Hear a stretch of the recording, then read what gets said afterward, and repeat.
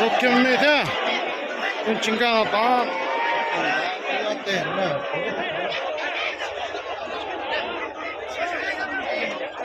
Sẽ nó chẳng gì đâu. Cũng làm đâu mà chẳng có sao nè.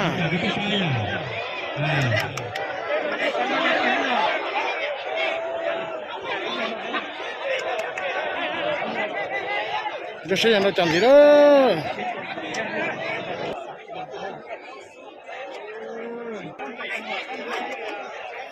Nhiều luôn trâu thôi nha, trên đấy trâu ha. Đặt kia là nhiều lần to thế. Cho xem đâu tràn gì.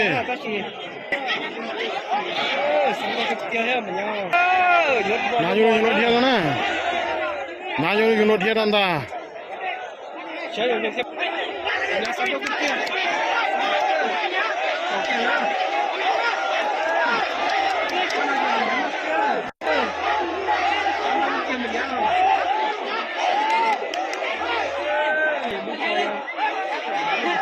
Nhiều lần đâu thì nè.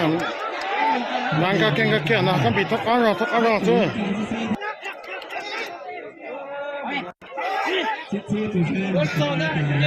Nhiều lần to thế nè.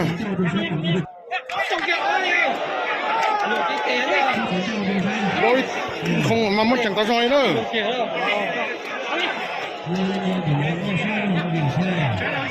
Cho sẽ nhận được chẳng gì đâu.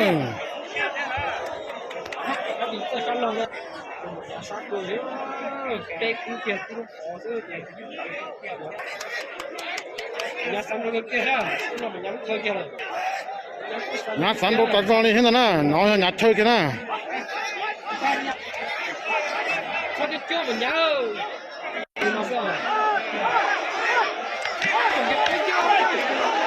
Không còn nữa.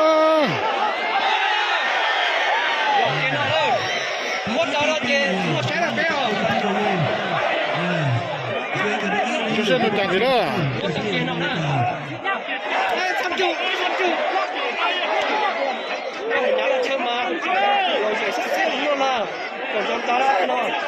Đó thật tiền á. Chúng nó chẳng có mất chẳng hàng liền đó nè. Đó kia nó ăn tàn, đó kia nó sẽ làm đồ chẳng gì nữa. À mà phán nhầm nè. Cái xe như mình ế ta rồi nè. Em bỏ nhà thôi mà có phút xe nhiều cháu. Các kia đó tao mới chạy cơn cầu chỉ nằm cái kia ít không đi.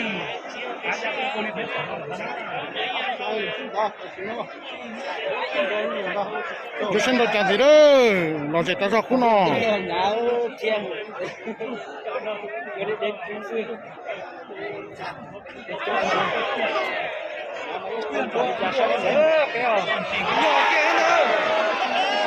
Nhỏ kia cam bì cam mùa à nhỏ kia thôi nè nhà lúc nó nhỏ mà lúc nhỏ nó mà nà nhà nhỏ không có sao nè còn nó cam bì kia thì chỉ có cú lì thôi cam bì chỉ có cú lì thôi nhỏ nhỏ thôi rồi không sai cần còn lên ta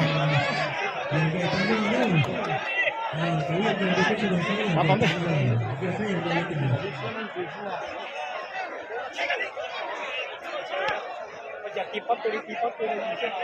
Cho sẽ nhận được chẳng gì đó, cô nhận là gì đó cho cô nào.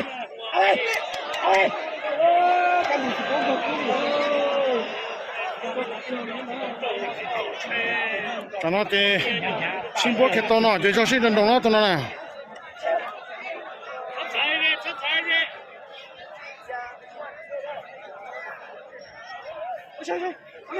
Ôi, bị không hả?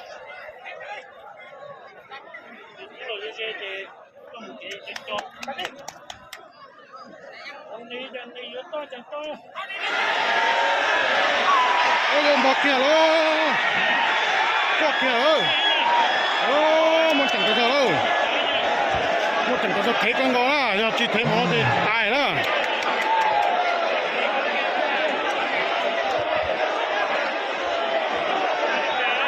Cho xe nó chả gì đó, cái mình có kết tăng à.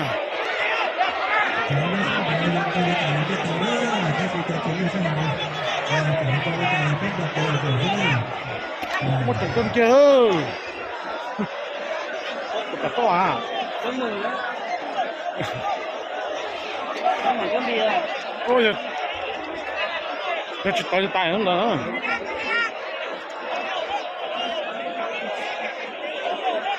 Cái xe nó chẳng gì đâu.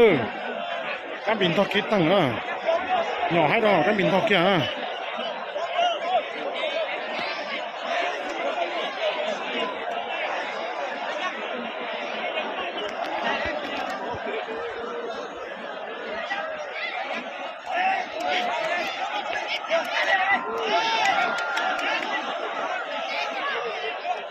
Là số sắp làm mà trốn nhỏ đua đi hù.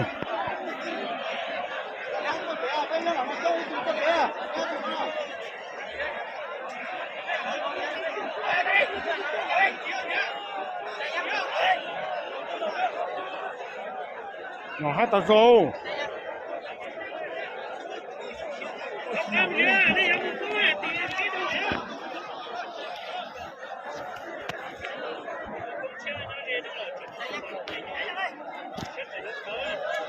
Đi chuyển như chuyện khởi tài nè. Thế chuyện tài nè hạt. Của con bị nó.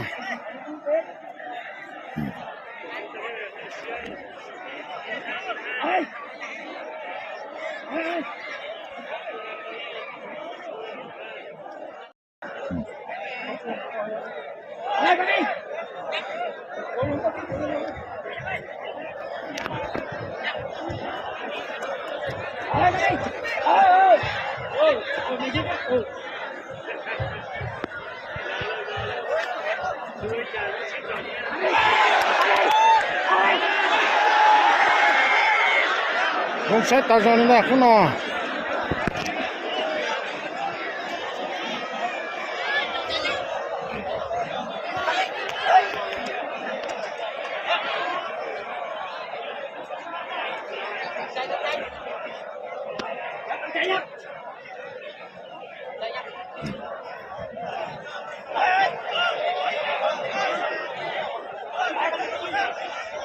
Cho xe đồ chăn gì đó, nói chuyện tao cho nữa.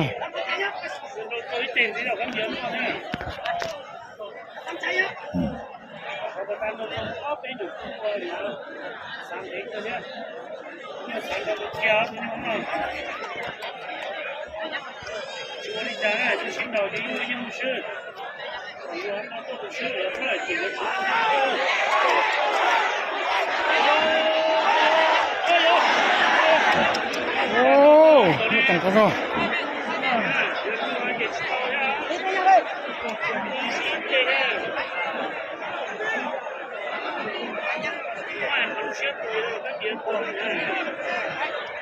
Xếp túi răng thế nào, thế nào.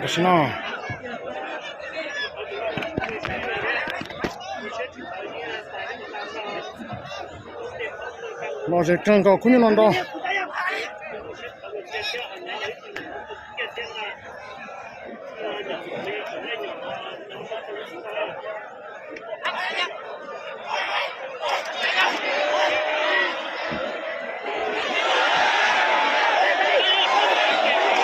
Đi là nhỏ, đi thôi nhỏ bao mấy thôi cho sức cứ, cho cái nhà sức cứ mình gì thế, cho cái cam bị bao mồi thế.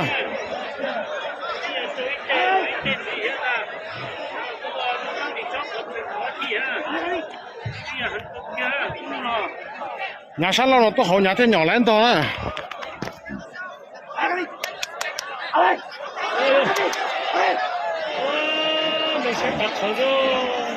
Nó sẽ chỉ tới thì những chỉ nhỏ này thế nào tụi nhà nhỏ to bao mồi nữa.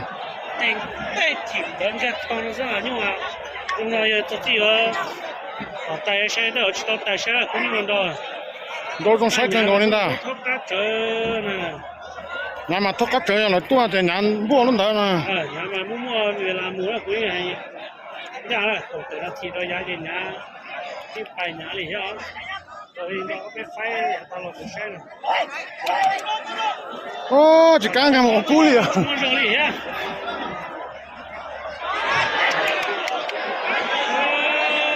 Đâu nữa mà.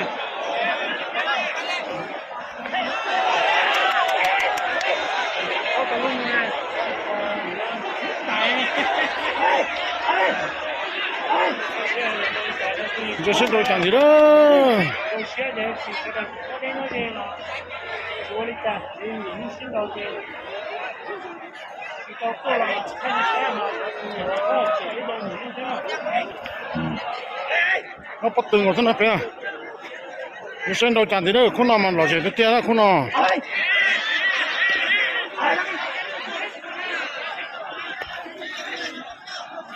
nó to cổ tới nó thi nó nè,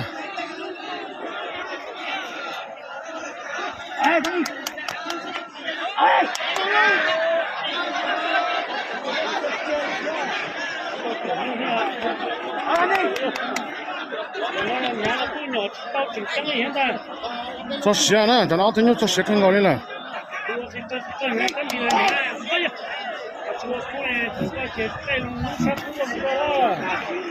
sát rồi,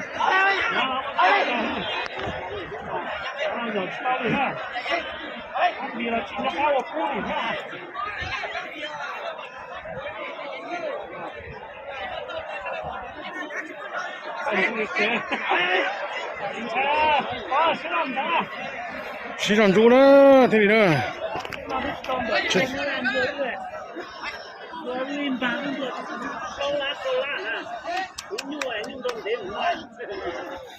cho xe nó chẳng gì đâu,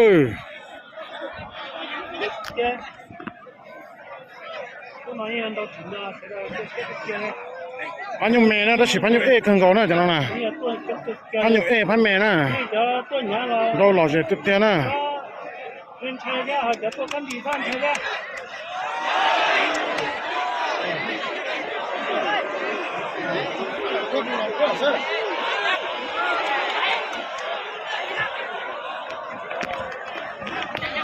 Cho xe nó chẳng gì đâu.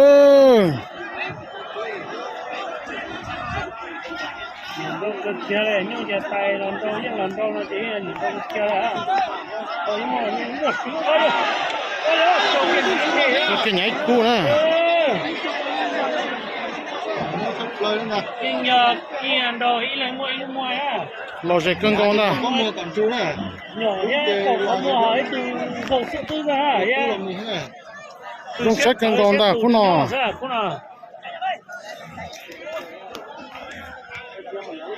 Cái pot từ đây à Chỉ cho thắp lời đi uống tới ta mang gắt tàn hoa.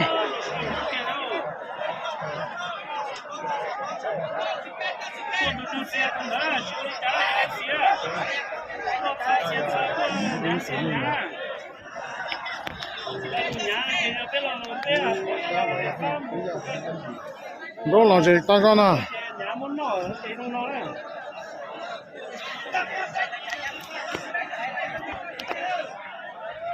Nhân đâu nó vẫn bị sao mũi gì á, này đứa còn nó tụi nhau vẫn sang đuôi chỉ sát chắc nó có chân bộ rồi, nhân đâu nó sao mà,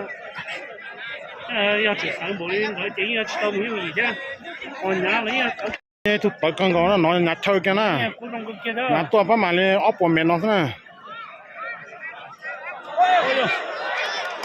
còn nói nhà thơ, nhà kia nhau dễ được cho dễ. nhà số sao? Cho xe nó chẳng gì đó, lò dệt cân con. Sai chưa chị, sai chứ sao? Nhưng sai nhiều này là, bao giờ cái chiếc bao giờ cái chiếc à, còn này nhà lúc chơi thế là, cái thao bao cái tiền hắn chứ, như là thay nhà chơi thế mà, những con nhà này là tự chơi là, nhưng như là đâu có thao chỉ nhau đi những tàu chứ không? Nè tới cân gỗ anh tới tăng sợ đó là đôi nó chỉ tới cân gỗ này. Tôi chọn tới tăng á.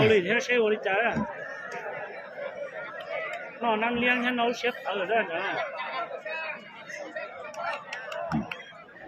Nó được chán nó chỉ nó thao tác của xa bên đó là.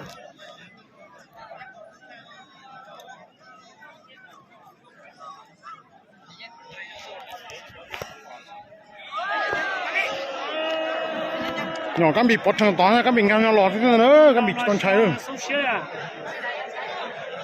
Thằng bông xe kia thì bài thế nào?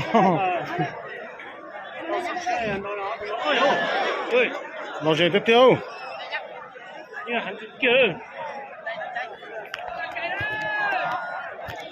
đi cho nó tử á.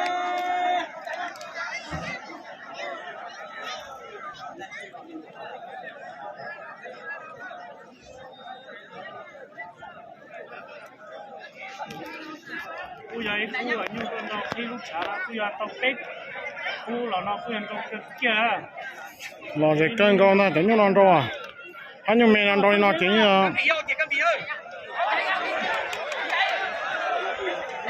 giờ sáng lo nó tốt hậu thì nhỏ lấy cho nó từ nhà này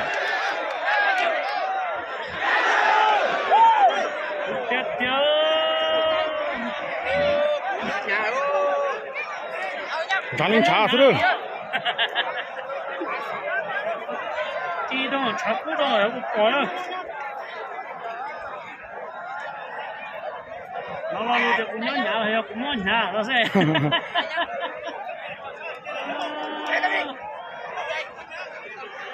cho xem đầu chán thì đó cô nhận đâu là sẽ tiếp theo nữa bây giờ cái tiền là chuối nhà lần nó bây giờ nhung xin đầu cái tiền nháตัวเหลืองนั่นเป็นของสหายคุณสวัสดิ์เด้อไปในบ้านตั้งคอยบอกคิดท่านนี่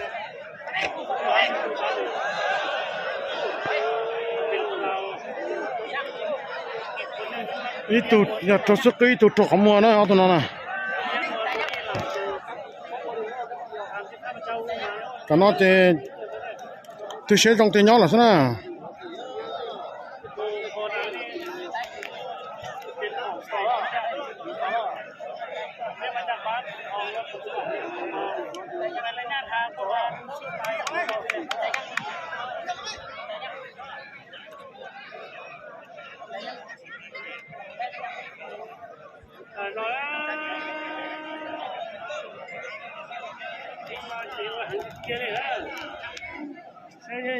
chả nó thì như giọt ta lên nữa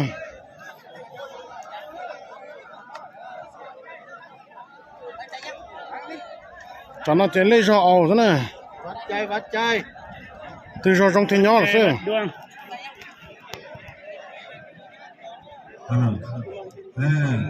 cái này cái chơi cho không chịu rồi sẽ là cho tặng cho tụi nó đó từ họ phải nó chỉ nó là nhớ cho là kia nó chạy ra để nó biết sự là sai rồi rồi chết chết nè nhà chỉ rồi đi theo nhà chồng muốn giọt to nữa nhà chồng hắn phải rồi á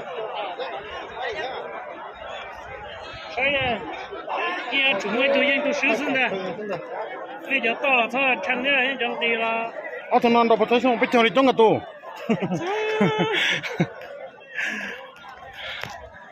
cho nó to chân kìa nâng gầu của chưa à của gì của chưa gì của chưa hết là cái chó cái gì chẳng thế bắt mà nâng gầu lại bây giờ đâu thì cái kia thôi là sắp tăng là lo giờ đi sinh ra vừa tao nhung ấy thì vừa đó nè đó muốn chẳng có rồi nữa ô nó bao mấy xin tới tiền thế này tôi bắt tiền của thế này phải à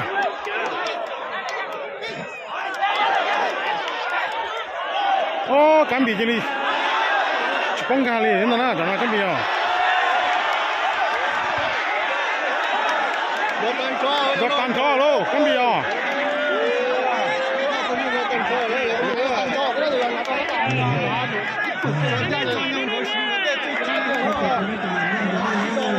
nó sách thằng gấu lên đó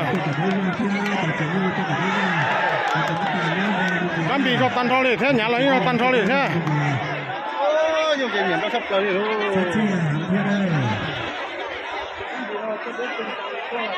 cán bị mà lúc chặt thế này nha cán bị chả nè không đâu nè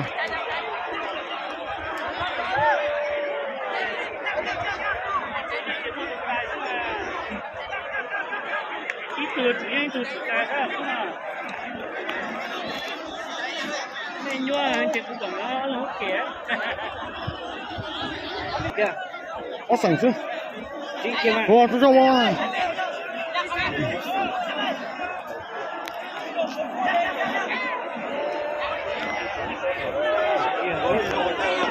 sát rồi cho xin đồ chẳng thì đó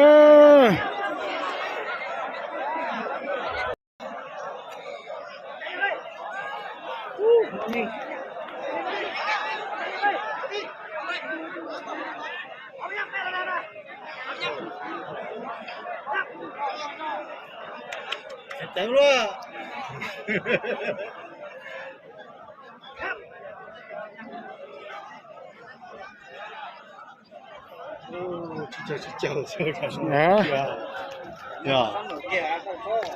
Chào mình liền đâu chỉ là có cái chỉ nhớ mong cần mà chỉ chào xin nữa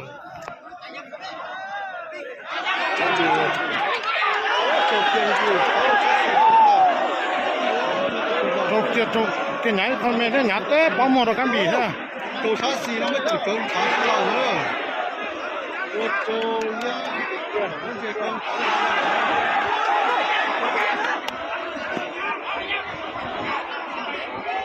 chỉ tôn trai thế nào sẽ làm thằng ta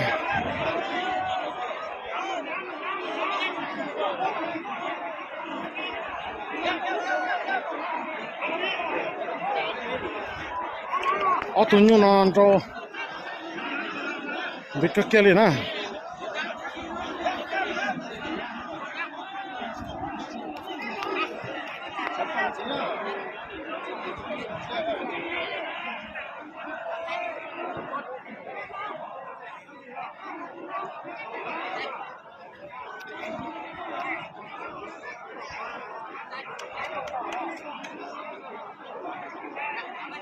cho xem được chẳng thì đó đồng tiền cân gọi lên ha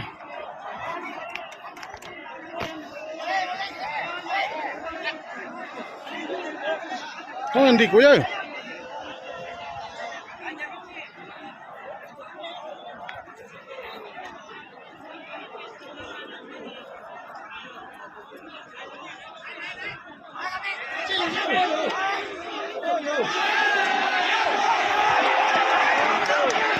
thì xin lỗi luôn ta cán bị gì không thế chôm bộ xịt to lên tên là hai thằng á, bây giờ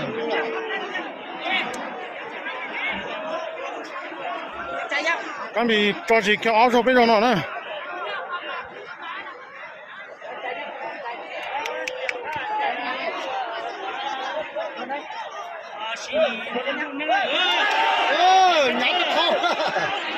nhà thâu cũ là nhà thâu thế thôi con xe nó mà nè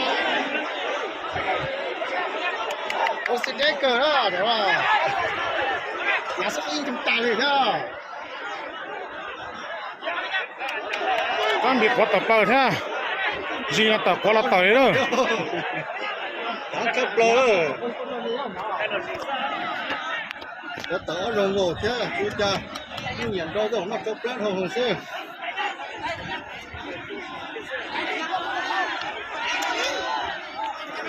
đó là sẽ khăn cao lên ta cán bị cái gì cho chế là cán bị áo rồi bây giờ nó hả không xe kia này ngã chỉ cho gì áo tơ rồi chỉ tao mới xe kia này giờ xem được chẳng thì đó là gì đó sao nhà nó cũng tin là có rồi mình muốn là còn xíu nữa đang là lo cái dạng người ta cán bị nhiều đi cái giờ chỉ sợ hàng luôn đi thế cán bị nhiều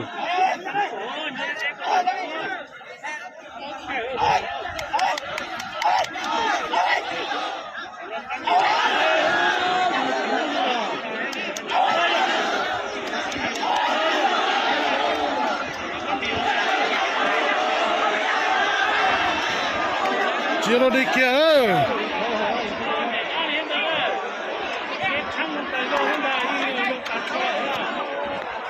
cán bị bây giờ cái khăn rộng thật sao nè chơi nhưng cái chơi hàng bộ liên nó thế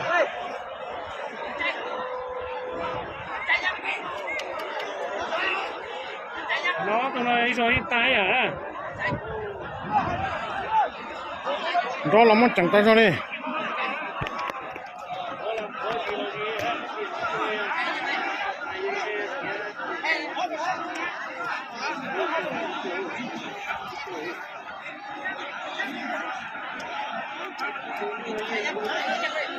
anh học cái này nó nhớ trong về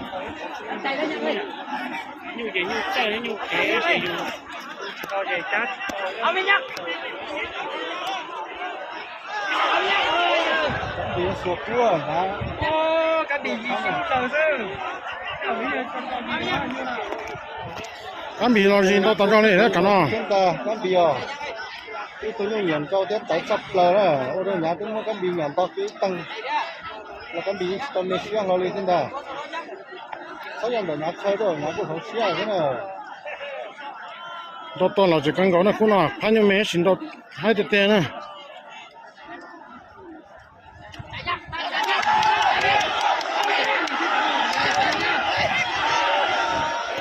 Tôi nhà nó chính ca đấy á, nó lòng một cái nhà bà rồi, cái gì nhà lòng một cái gì bà á,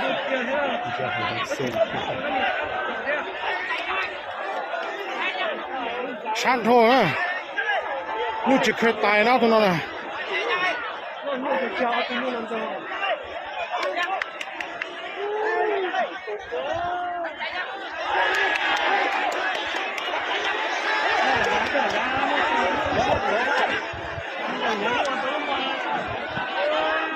Ngã thì uống mà cháu nó này nè.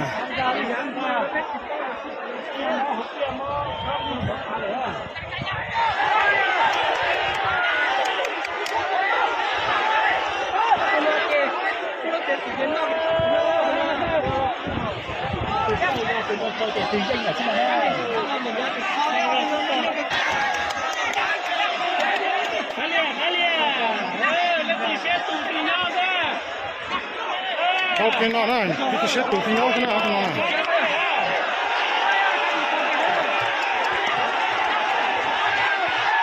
Cái con thì thao kiến nó này. Cái xe mình làm gì đó?